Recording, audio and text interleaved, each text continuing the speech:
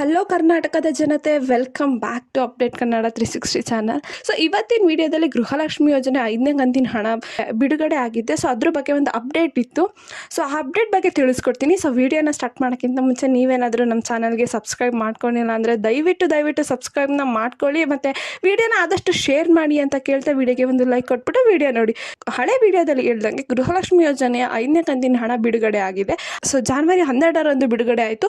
ಜನವರಿ 15ರಿಂದ ಅವರು ಎಲ್ಲ ಖಾತೆಗೆ ಅಂದರೆ ಫಲಾನುಭವಿಗಳ ಖಾತೆಗೆ ವರ್ಗಾವಣೆ ಮಾಡೋಕ್ಕೆ ಸ್ಟಾರ್ಟ್ ಮಾಡಿದ್ರು. ಸೊ ಮೊದಲಿಗೆ ಗೃಹಲಕ್ಷ್ಮಿ ಯೋಜನೆ ಸ್ಟಾರ್ಟ್ ಆದಾಗ ತುಂಬ ಗೊಂದಲಗಳಿತ್ತು.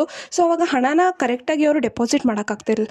ಬಟ್ ಇವಾಗ ಎಲ್ಲದರದ್ದು ಗೊಂದಲಗಳನ್ನು ಮೀರಿ ಸರ್ಕಾರ 90% ಮಹಿಳೆಯರ ಫಲಾನುಭವಿಗಳ ಖಾತೆಗೆ ಹಣನ ಜಮಾ ಮಾಡ್ತಾ ಇದೆ. ಈಗ ಆಲ್ರೆಡಿ ಮಹಿಳೆಯರು 10,000 ರೂಪಾಯಿನ ಉಚಿತವಾಗಿ ಸರ್ಕಾರದ ಕಡೆಯಿಂದ ಗೃಹಲಕ್ಷ್ಮಿ ಯೋಜನೆ ಅಡಿ ಪಡ್ಕೊಂಡಿದ್ದಾರೆ. ಸೊ 5ನೇ ಕಂತಿನ ಹಣನೂ ಕೂಡ ಜನವರಿ ತಿಂಗಳಲ್ಲೇ ವರ್ಗಾವಣೆ ಆಗಿದೆ. ಸೊ ಒಟ್ಟಾರೆ ಗೃಹಲಕ್ಷ್ಮಿ ಯೋಜನೆ 4 ಮತ್ತು 5ನೇ ಕಂತಿನ ಹಣ ಒಂದೇ ತಿಂಗಳಲ್ಲಿ ಮಹಿಳೆಯರ ಕೈ ಸೇರಿದೆ. ಸೊ ಯಾರ್ಯಾರೆಲ್ಲ ಇನ್ನೂ 4ನೇ ಕಂತಿನ ಹಣಕ್ಕೋಸ್ಕರ ಕಾಯ್ತಿದ್ರು ಡಿಸೆಂಬರಲ್ಲಿ, ಸೊ ಅಂಥವ್ರಿಗೆ ಜನವರಿ ತಿಂಗಳಲ್ಲೇ ಫಸ್ಟ್ ವಾರದಲ್ಲೇ 4ನೇ ಕಂತಿನ ಹಣ ಮತ್ತು ಅದ್ರದ್ದು 2 ದಿನ 3 ದಿನ ಆದಮೇಲೆ 5ನೇ ಕಂತಿನ ಹಣ ಒಟ್ಟಿಗೆ ಅವ್ರ ಕೈಗೆ ಅಂದರೆ 4,000 ಒಟ್ಟಿಗೆ ಸಿಕ್ತು. ಮತ್ತು ಇನ್ನು ಯಾರಿಗೆಲ್ಲ 3 ಕಂತಿನ ಹಣ ಬಂದಿರಲಿಲ್ಲ ಅವ್ರಿಗೂ ಕೂಡ ಡಿಸೆಂಬರ್ ಎಂಡಿಂಗಲ್ಲಿ 3ನೇ ಕಂತಿನ ಹಣ ಮತ್ತು ಜಾನ್ವರಿ ಸ್ಟಾರ್ಟಿಂಗಲ್ಲಿ 4ನೇ ಕಂತು 5ನೇ ಕಂತಿನ ಹಣ ಬಂತು.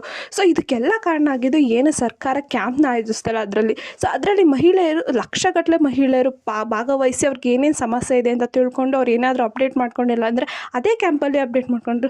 ಸೊ ಒಂದು ಪ್ರಕಾರ ಹೇಳೋದಿದ್ರೆ ಸರ್ಕಾರ ಈ ಕ್ಯಾಂಪ್ನ ಮಾಡಿದ್ದು ತುಂಬ ಒಳ್ಳೆಯದಾಯಿತು. ಇದರಿಂದ ಎಷ್ಟೋ ಜನ ಫಲಾನುಭವಿಗಳು ಏನು ವಂಚಿತರಾಗಿದ್ರಲ್ಲ ಹಣದಿಂದ, ಅಂಥವ್ರಿಗೆ ಹಣ ಹಾಕೋಕ್ಕೆ ಸರ್ಕಾರದ ಕಡೆಯಿಂದ ಸಾಧ್ಯವಾಯಿತು. ಸೊ ನಿಮ್ಗೇನಾದರೂ ಇನ್ನು 5ನೇ ಕಂತಿನ ಹಣ ಬಂದಿಲ್ಲ ಅಂದರೆ ಏನು ಮಾಡಬೇಕು? ಸೊ ಈಗಾಗಲೇ ಸರ್ಕಾರ ತಿಳಿಸಿರುವಂತೆ 5ನೇ ಕಂತಿನ ಹಣ ಬರದೇ ಇದ್ದರೆ ನೀವು ಬ್ಯಾಂಕ್ ಖಾತೆಗೆ ಆಧಾರ್ ಸೀಡಿಂಗ್ ಮಾಡಿಸಿರಲ್ಲ ಮತ್ತು KYC ಮಾಡಿಸಿರಲ್ಲ ಅಂತ ಒಂದು ಕಾರಣ ಇರುತ್ತೆ.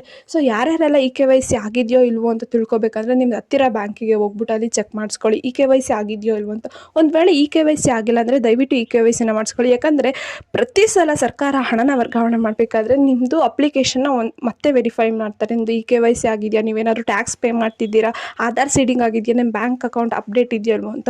ಸೊ ಪ್ರತಿ ಸಲ ಅವರು ವೆರಿಫೈ ಮಾಡಿ ನಿಮ್ದು ಎಲ್ಲದೂ ಎಲಿಜಿಬಲ್ ಮೀಟ್ ಆಯಿತು ಅಂದರೆ ಅಷ್ಟೇ ಅವರು ಹಣನ ವರ್ಗಾವಣೆ ಮಾಡ್ತೀರಾ. ಸೊ ಅಥವಾ ಇಲ್ಲಾಂದರೆ ನಿಮಗೆ ಬೆಸ್ಟ್ ಆಪ್ಷನ್ ಏನಂದರೆ ನಿಮಗೆ ಅಕೌಂಟ್ ಅಪ್ಡೇಟ್ ಅಕೌಂಟ್ ಏನಾದ್ರು ಡಿಆಕ್ಟಿವೇಟ್ ಆಗಿದೆ, ನಿಮಗೆ ಅಕೌಂಟಿಗೆ ಹಣ ಬರ್ತಿಲ್ಲ ಅಂದರೆ ನೀವು ಒಂದು ಪೋಸ್ಟ್ ಆಫೀಸಲ್ಲಿ ಹೊಸ ಖಾತೆನ ಆರಂಭಿಸಿದ ಒಂದು 2 ವಾರ 3 ವಾರದಲ್ಲೇ ನಿಮಗೆ ಹಣನ ಜಮಾ ಮಾಡ್ತಾರೆ. ಸೊ ಈ ರೀತಿ ಮಾಡಿದ್ರಷ್ಟೇ ನಿಮ್ಮ ಖಾತೆಗೂ ಕೂಡ ಮುಂದಿನ ಗೃಹಲಕ್ಷ್ಮಿಯ ಎಲ್ಲ ಕಂತಿನ ಹಣನೂ ಜಮಾ ಆಗುತ್ತೆ. ಸೊ ಯಾರ್ಯಾರೆಲ್ಲ ಇನ್ನು KYC ಮಾಡಿಸಿಲ್ಲ, ಆಧಾರ್ ಸೀಡಿಂಗ್ ಮಾಡಿಸಿಲ್ಲ, ದಯವಿಟ್ಟು ಮಾಡಿಸಿ. ಮತ್ತು ನಿಮ್ಮ ಅಕೌಂಟ್ ಏನಾದರೂ ಅಪ್ಡೇಟ್ ಇತ್ತು ಅಂದರೆ ಅಪ್ಡೇಟ್ನ ಮಾಡಿಸ್ಕೊಳ್ಳಿ. ಸೊ ನಿಮಗೇನಾದರೂ ಗೃಹಲಕ್ಷ್ಮಿ ಯೋಜನೆ ಹಣ ಬಂದಿದೆಯೋ ಇಲ್ವೋ ಅಂತ ತಿಳ್ಕೊಬೇಕು ಅಂದರೆ ಮಾಹಿತಿ ಕಣಜ ವೆಬ್ಸೈಟ್ಗೆ ಹೋಗ್ಬಿಟ್ಟು ನೀವು ಬರೀ ನಿಮ್ಮ ಒಂದು ರೇಷನ್ ಕಾರ್ಡ್ ಹಾಕ್ಬಿಟ್ಟು ಏನೇ OTP ಏನೇ ಒಂದು ಫೋನ್ ನಂಬರ್ ಇಲ್ದಲೇ ನೀವು ಚೆಕ್ ಮಾಡ್ಕೋಬೋದು ಬರೀ 2 ಸ್ಟೆಪ್ಪಲ್ಲಿ.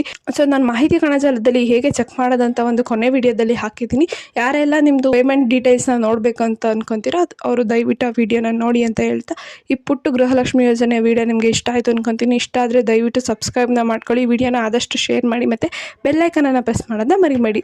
ಏನಾದರೂ ಪ್ರಾಬ್ಲಮ್ ಇತ್ತಂದರೆ ಕಮೆಂಟ್ ಹಾಕಿ, ನಿಮ್ಮ ಪ್ರಾಬ್ಲಮ್ಗೆ ಎಲ್ಲ ನಾವು ಉತ್ತರ ಕೊಡೋಕ್ಕೆ ಟ್ರೈ ಮಾಡ್ತೀವಿ. ಧನ್ಯವಾದಗಳು.